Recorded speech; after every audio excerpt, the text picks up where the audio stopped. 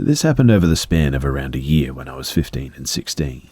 I'm 20 now, and it only recently has been revealed to me just how messed up this situation really was.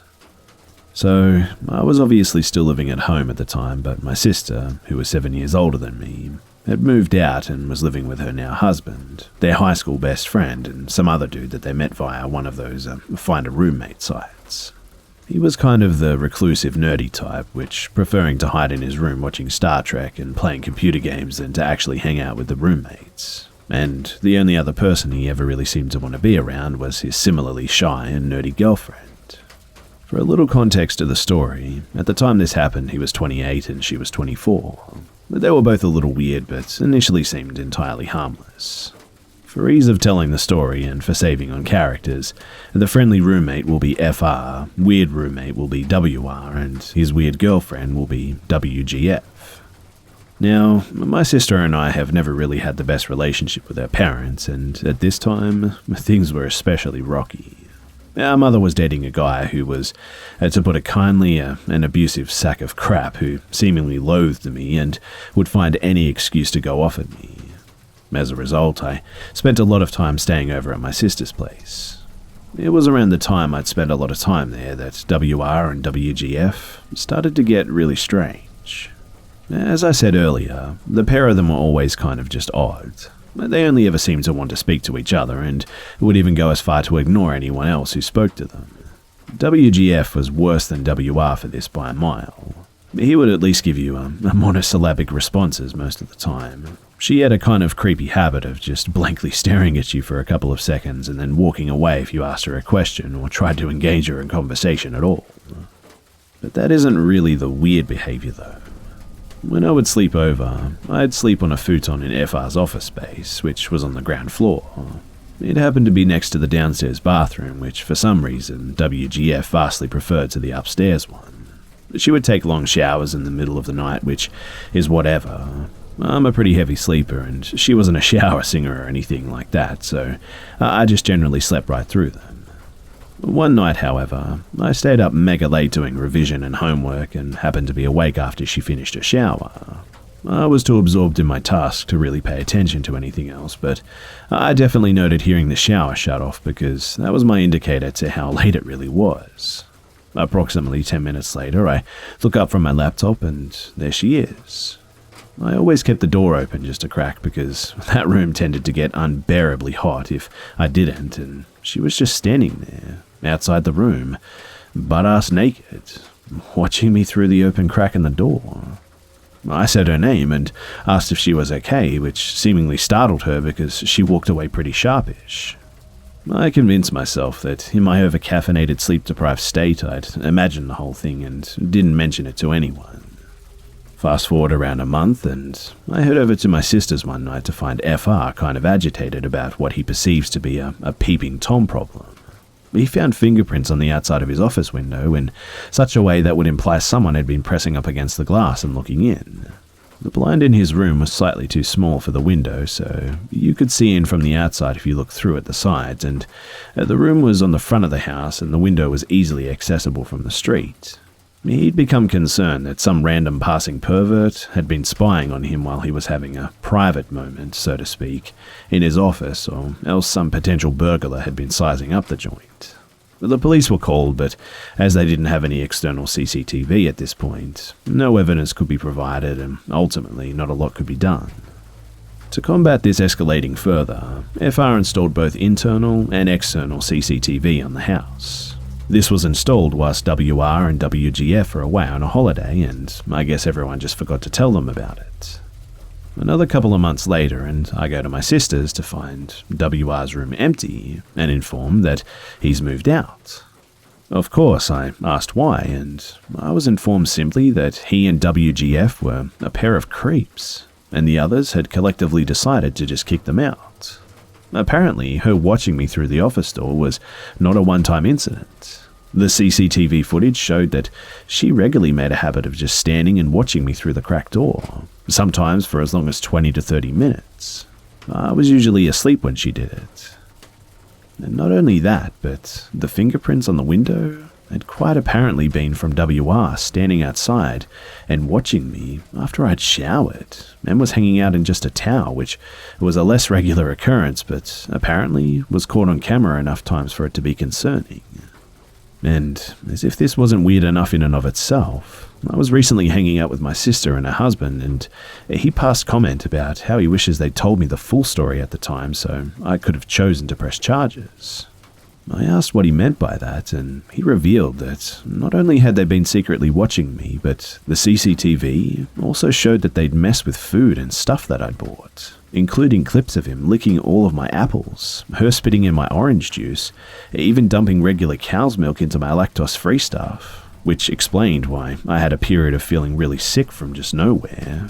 And to top it all off, apparently when FR barged into their room to confront them about it, he'd not only found that several shirts that I thought I'd misplaced elsewhere had been stolen by the two of them and literally hung up on their wall, but she had done several drawings of me sleeping and written a poem called Ode to My Name, whose contents I don't know, and honestly, I don't really want to know. Apparently, FR gave them an ultimatum of, you have 2 hours to get out of this house and never contact me or any of us again, or I'm calling the police. And they took the former option. They've never tried to contact me subsequent to this, but I honestly feel sick just thinking of what they were potentially planning.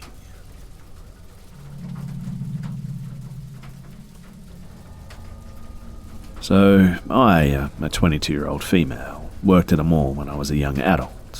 Oftentimes it would be dark by the time that I got to the bus stop, and there were a lot of druggies and creeps around as well.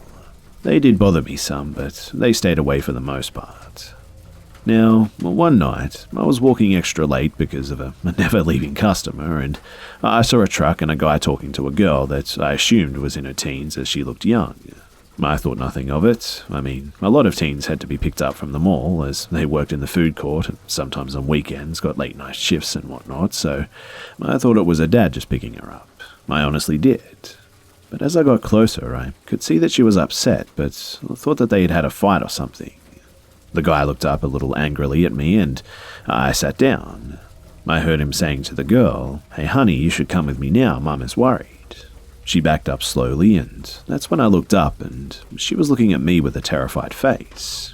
This man was clearly drinking as he smelled of liquor, but not stumbling around at this point. And my stomach sank. The bus wasn't going to be there for another half an hour, and I was a small 5-foot woman myself. I started to get this feeling that this guy wasn't her father, and he said, "Come on, honey, get in the truck. Get in the truck now, it's late."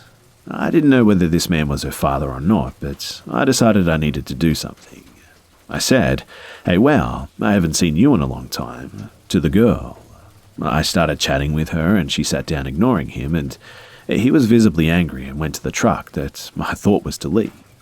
The girl sat next to me and explained that the man wasn't her father. She didn't know who he was, but he was trying to get her to go with him.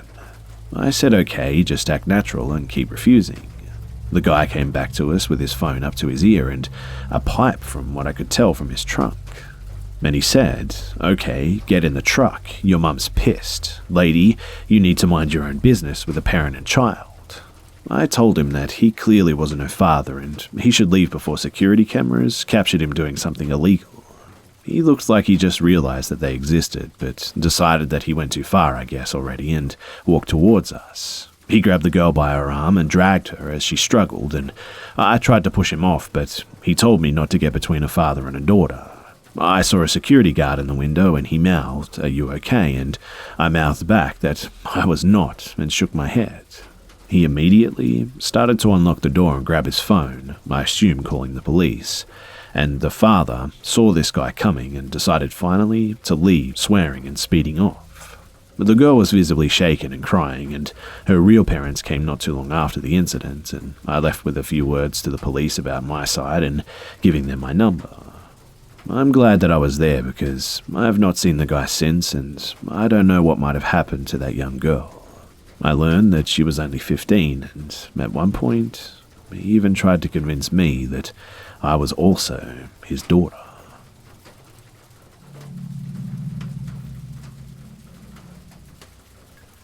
So This happened about 5 years ago while I was 9 months pregnant.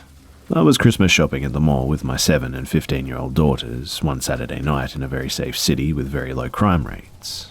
There was an Applebee's connected to the mall, and we ended our shopping pretty late, and the mall stores were starting to close, so I took my kids to the connected Applebee's for a late dinner. We finish eating at about 10 p.m, I'd say, and leave out the Applebee's entrance into the practically deserted parking lot with shopping bags in tow. As we got to the car, I was in the middle of maneuvering the shopping bags on my arms to find my keys when a 50-ish-year-old crusty-looking guy starts walking up from somewhere in the parking lot with shaggy grey-white hair and a faded flannel shirt and old jeans. I noticed him briskly approaching when he was about 40 feet away, and he said, "This is a stick-up, give me all your money." My blood ran cold, and I stared at him owlishly and shakingly said, "What?" He then said that he was just kidding and came up and stood right next to my daughters, who were standing on the other side of the car waiting for me to unlock the car to let them in. He then starts making small talk with me and my girls, and he asks things like if they were being good girls for Santa, and how old they were, and if we got all our Christmas shopping done, or what kind of things did we get, etc. He didn't seem drunk, high, or slow, or mentally challenged at all. He was very coherent and seemed of sound mind. Mind you, I was a heavily pregnant woman, alone with my 2 daughters in a mostly deserted parking lot at 10 o'clock at night, who was being approached by a stranger who came and stood right next to my kids on the other side of the car, just shooting the breeze, talking to me and my kids with his hands in his pockets and occasionally looking over his shoulder. I didn't want to aggravate him, so I was politely conversing with him and trying to look calm and nonchalant while trying to disguise my frantic hands digging inside my giant purse for my car keys. This exchange went on for a couple of minutes while he periodically kept looking over his shoulder.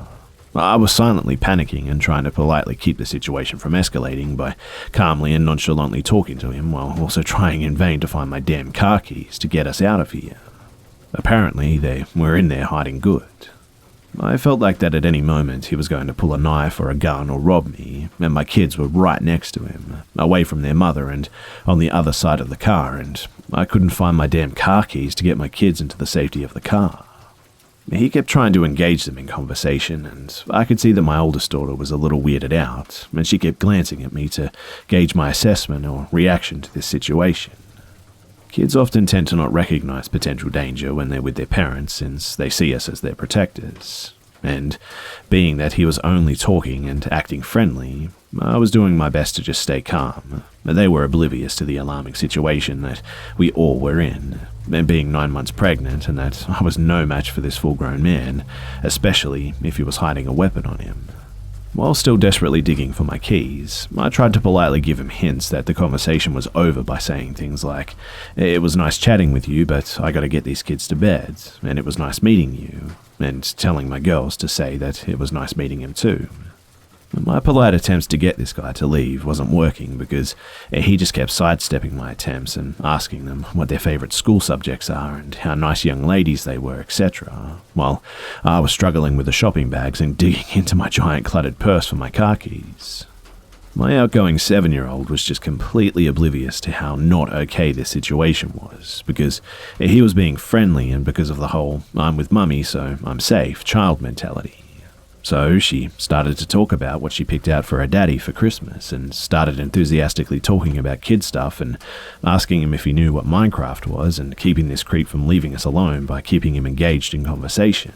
They didn't realize that I was becoming desperate to get them the hell out of there at this point, and then suddenly I felt this sinking feeling of dread when I realized that I may have actually lost my keys in the mall, and that we were stuck outside with this strange man who kept looking over his shoulders and was showing no signs of walking away. And I was thinking that he was waiting for the perfect moment to pounce. All he had to do was grab one of my girls and threaten their life, knowing that it would make me do whatever he wanted as long as he wouldn't hurt them. I started to feel my adrenaline start to spike, and my heart and my stomach started doing flip-flops, and I felt like at any moment that it was going to go down as the gravity of realizing that there were no other people or witnesses around, and that we were totally alone with him, and that at that moment the odds were stacked against us, and that he had his chance. Then he all of a sudden was like, "Oh, okay, it was nice talking with you. see you later, and just walked off in the same direction as to which he came. And it wasn't until then that I found my car keys and unlocked the car and told my kids to get in fast, and I got in too and locked the doors and started the car and just drove the hell out of there. My 15-year-old lightheartedly and jokingly said, "Okay, that was weird," and laughed, and I was overwhelmed with relief, and then I was confused over what just happened. I thought to myself, why the hell would a guy of seemingly sound mind think it totally acceptable to go out of his way just to approach a woman and her kids in a deserted parking lot late at night just to chit-chat? But, being that nothing bad happened, I brushed it off and joked about it too. When we got home, my husband greeted us and asked us how shopping went, and I said that it went well, and my 15-year-old told him what happened in the parking lot and how weird it was, and was kind of joking about it. I started joking too, saying how I was mentally having a panic attack while trying to look calm, and I started making fun of myself by telling my husband how I was attempting to inconspicuously rummage through my purse to find my car keys. And at this point, my husband went completely white, and I acknowledged his horrified look of alarm, and I assured him that, albeit creepy, the guy was just talking and eventually just left us on our own. Now, my father-in-law is a retired sheriff deputy, and my husband went through police academy training after graduating high school. He decided to go to business school instead of becoming a cop. And being that the knowledge that he gained from that, plus growing up with a cop for a dad, I found out why my husband looked absolutely horrified when I told him the details. And what my husband told me completely rattled me to the bone. My husband told me that he was 100% sure that the reason why the guy was hanging around us and chit-chatting was because he was waiting for me to unlock my car. And the reason why he was standing next to our kids was because once I unlocked the car and the kids started to get inside, he was most likely going to force himself in the car with the kids and hold a knife or a gun to them to gain leverage on me to force me to cooperate, knowing that I wouldn't abandon my kids, which would force me to get into the car with them and do whatever he wanted me to do, which most likely would be to drive to a remote location to do God knows what. And being that he wasn't wearing a mask, it suggests that his intentions were to also leave no witnesses to identify him. I then remembered that he was positioned by the backseat passenger door where my 7-year-old was standing by, just waiting to get in. My husband then told me that the most likely reason why the guy ended up leaving us was because it took so long for me to find my damn keys, and the longer it took, the more anxious and spooked it made him. And that whole time, I was desperate to find my car keys, which, through some sort of divine intervention, stayed hidden in my purse, thus saving us from potentially being abducted.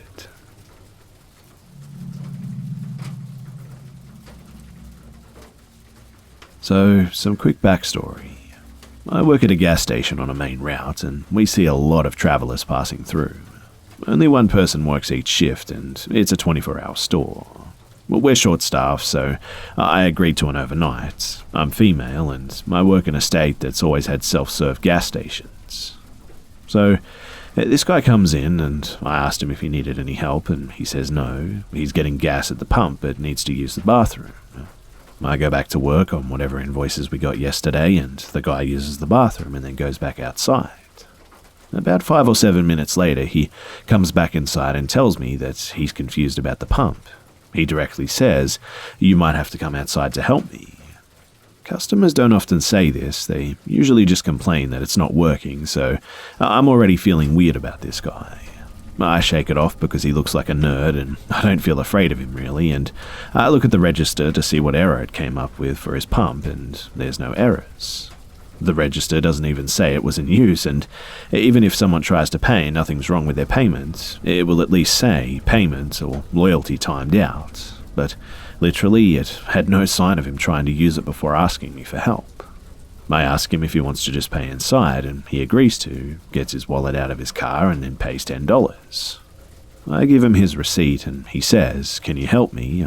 I don't understand the machine," and I say, "We aren't really allowed to leave the store during the overnight shifts, as it's just me here, and it's not safe to go outside."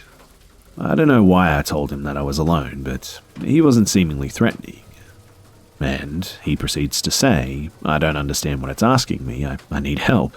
I'm not scary.